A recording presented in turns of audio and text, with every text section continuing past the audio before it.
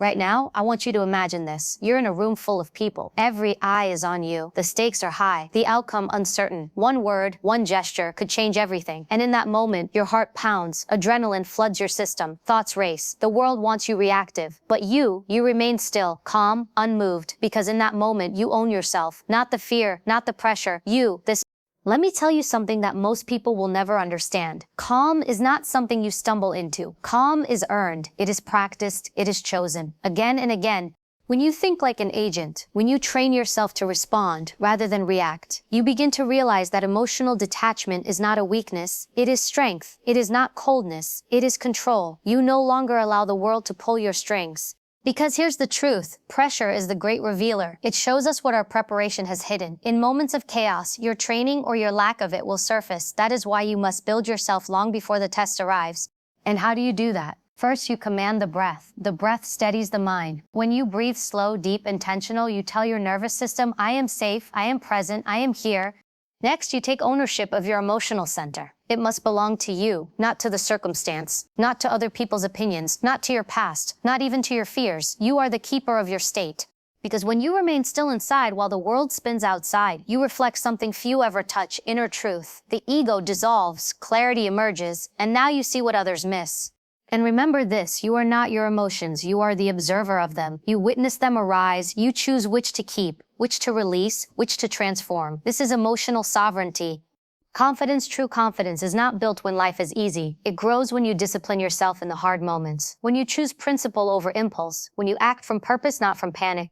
Purpose, after all, is the great anchor of the soul. It holds you steady when the storms rise. It reminds you who you are and who you refuse to become.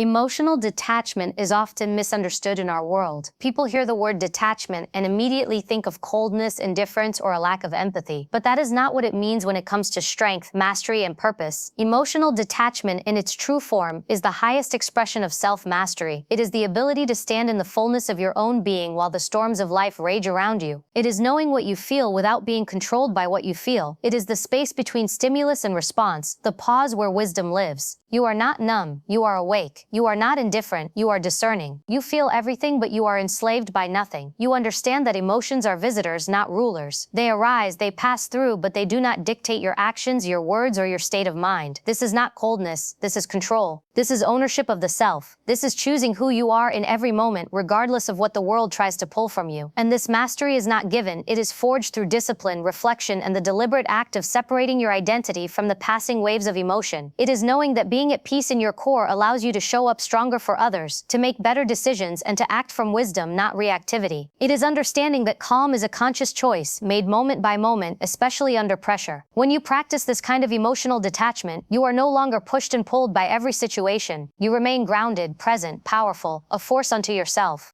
Pressure does not create your character, it reveals it. The truth is, much of who you are remains hidden in the ordinary moments of life. When everything is calm, when there is no challenge, it is easy to appear composed, patient, strong, but these are surface qualities until they are tested. When real pressure arrives, when stakes are high, when outcomes matter, when eyes are watching, that is when the real you steps forward. What you have practiced in private, how you have disciplined your mind, how you have trained your spirit, all of that becomes visible in these moments. Because pressure strips away the masks, it dissolves pretense. You cannot fake calm when your heart is racing. You cannot pretend clarity when your mind is in chaos. You cannot imitate strength when fear grips your body. The preparation you have done behind the scenes, the self-work, the discipline, the mental conditioning, that is what determines how you respond when life presses you hard. In essence, pressure reveals what preparation conceals. You do not rise to the occasion, you fall to your level of training. And that is why those who seek mastery never neglect their preparation. They rehearse calm when no one is watching. They practice stillness in ordinary moments. They cultivate awareness long before the test comes, because they know that when the challenge arrives, it will not ask for who they wish to be, it will demand who they truly are, and only what has been made strong in the quiet will hold firm in the storm.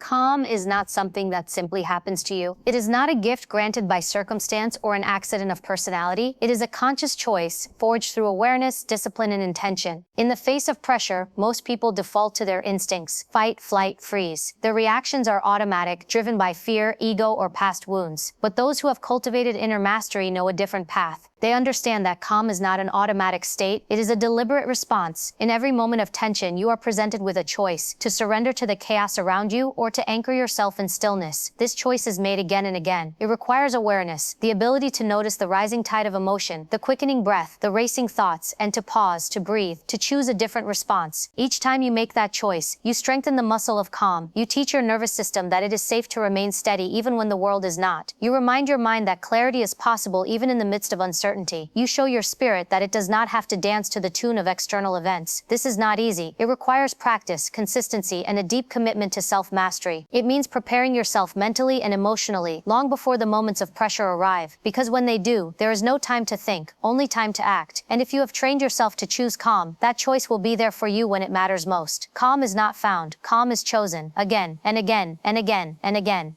Your breath is the gateway to your mind. It is the bridge between your body and your emotions. When pressure builds and stress takes over, the first thing to shift is your breathing. It becomes shallow, rapid, erratic, feeding the very tension you wish to escape. But when you take conscious control of your breath, you regain control of your inner state. Deep, slow, intentional breathing signals to your nervous system that you are safe, that there is no threat to be feared. It calms the fight-or-flight response and shifts you into a state of presence. In this space, the mind clears, thoughts slow, perspective sharpens. You are no longer at the mercy of reactive patterns. You are the one directing the experience. This is why breath control is a foundational practice for those who face high-stakes environments. Whether in combat, crisis negotiations, public speaking, or personal conflict, those who own their breath own their mind. Through consistent practice, breath becomes an anchor. In the storm, you return to it. When emotions surge, you ground yourself through it. It becomes a tool, always available, always reliable. It requires no equipment, no special circumstance, only awareness. One deep breath can change your entire state in a moment. It creates the space you need to choose your response instead of being swept away by automatic reaction. Over time, this mastery of breath transforms how you meet the world. It allows you to remain calm under pressure, focused under stress, and present in the face of chaos. In the simplest terms, when you control your breath, you control your mind. And when you control your mind, you control your life.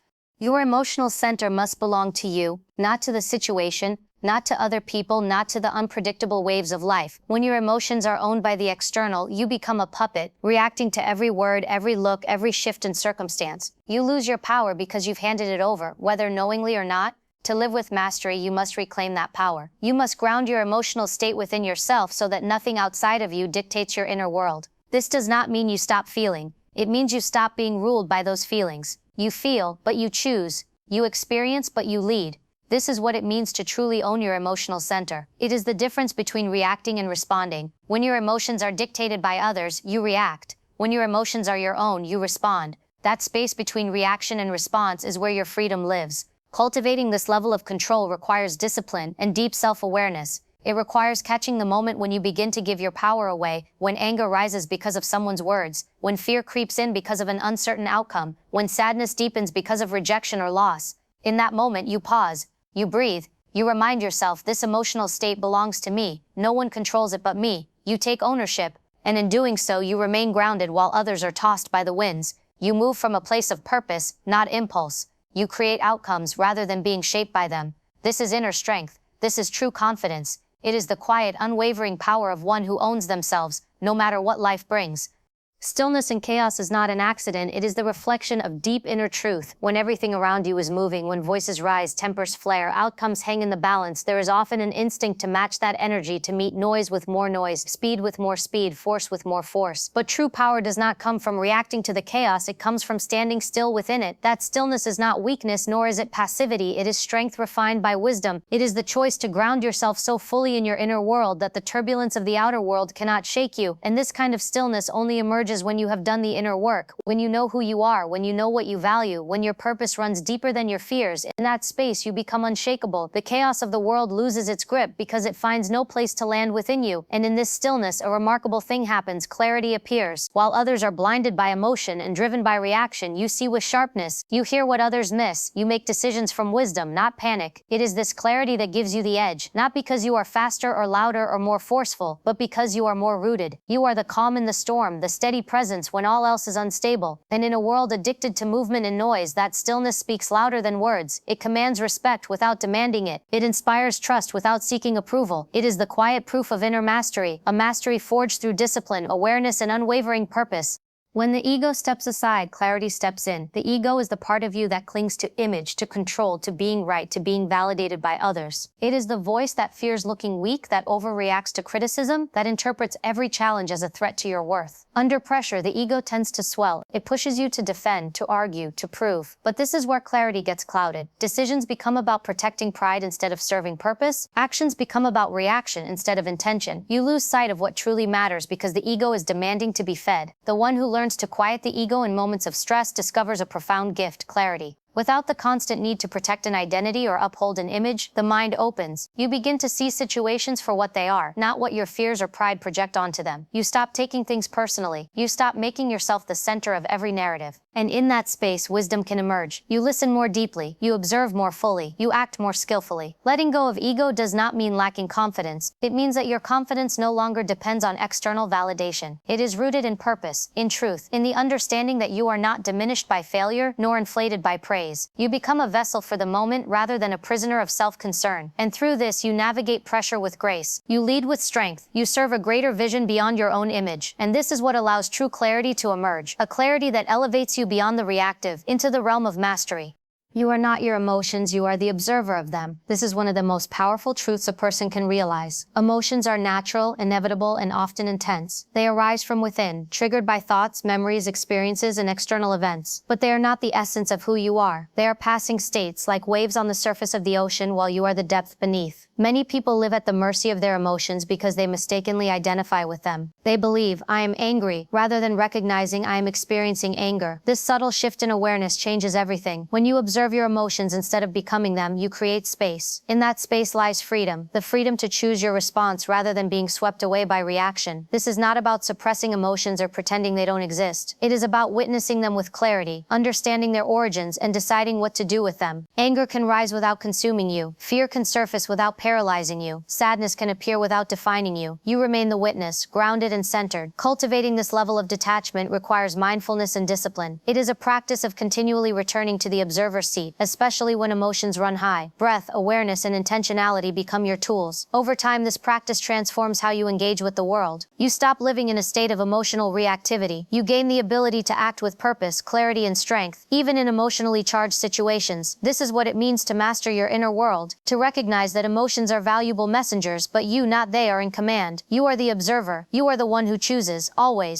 Confidence that lasts, that stands firm under pressure, does not come from moments of ease or comfort. It is forged in discipline. It is built in those moments when you push yourself beyond what is easy, when you choose consistency over excuses, when you face discomfort with resolve. Many people seek confidence by waiting for external validation, praise, recognition, achievement. But that kind of confidence is fragile. It crumbles when the applause fades or when criticism appears. True confidence is internal. It is the unshakable belief that you can rely on yourself because you have done the work, because you have kept your promises to yourself, because you know what you are capable of. And this belief is only built through discipline. Every time you choose to do what is hard instead of what is easy, you strengthen it. Every time you show up when you'd rather quit, you feed it. Every time you act with integrity, even when no one is watching, you grow it. Pressure moments reveal this truth. When stress is high and comfort is gone, the question is simple: have you prepared for this? Did you train your mind to stay focused? Did you build your resilience through discipline? If so, confidence will rise naturally, not from ego, but from earned strength. This is why discipline is the foundation of real confidence. It is not the grand victories that shape you. It is the countless small, unseen choices, the early mornings, the extra effort, the willingness to face failure and keep going. When life tests you, it is this reservoir of discipline that you draw upon. And it is this that allows you to move through pressure with calm, with certainty, with the quiet power of one who knows they are ready.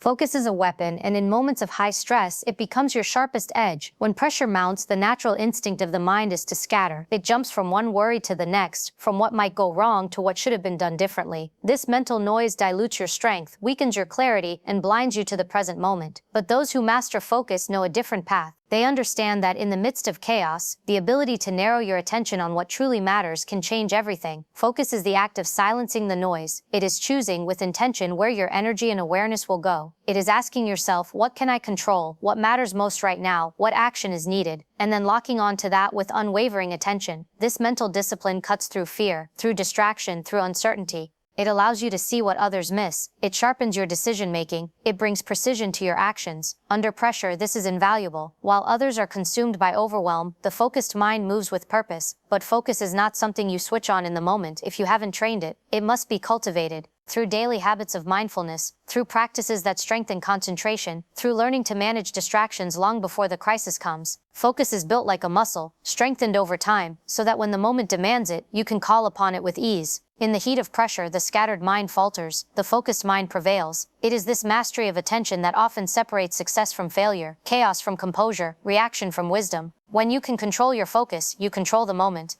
When you master yourself, the world can no longer master you. The storms will come, they always do. Pressure will rise, emotions will surge, chaos will knock at your door. But when you have cultivated calm, when you own your breath, your focus, your emotional center, you stand as an unshakable force. You move through life not as a victim of circumstance, but as an architect of your own response. Your stillness becomes your strength, your clarity becomes your compass, and your purpose becomes louder than any fear. This is not merely survival, this is mastery. This is what separates those who are ruled by life from those who lead it. So remember, calm is chosen, strength is built, focus is forged, and when you own these, there is no pressure you cannot withstand.